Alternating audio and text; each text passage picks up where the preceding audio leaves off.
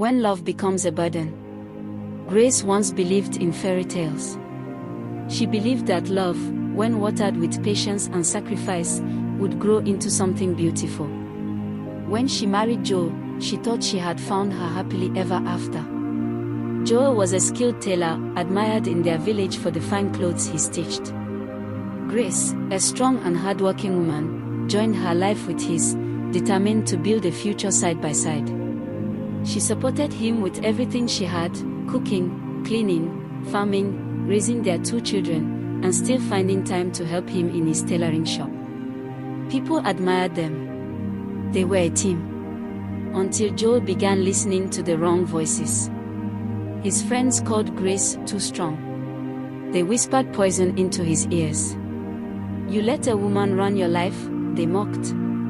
"She's the man in your house."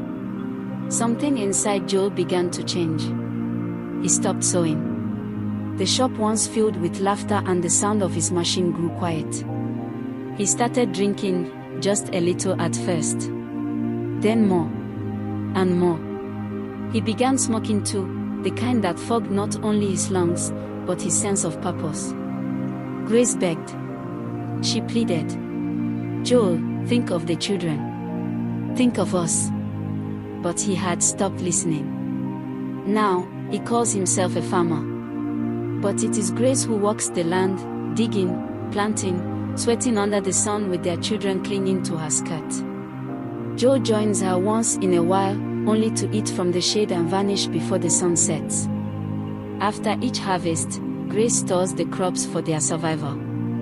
But Joel sneaks in at night, steals the food, sells it in secret, and spends the money on bottles and smoke.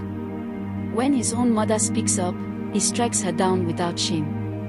One day, Grace's mother came visiting. A fragile, older woman with tired hands and a mother's worry in her eyes.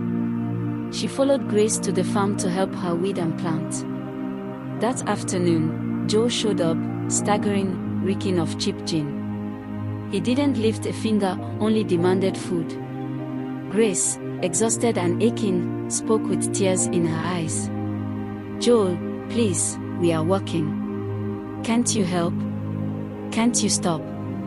His rage exploded. He slapped her so hard she fell to the dirt. Her mother rushed to her side, trembling, crying out, "Is this how you treat your wife?" Joel turned and beat her too.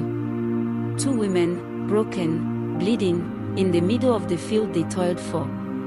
Grace wept that night, her bruises aching more in her heart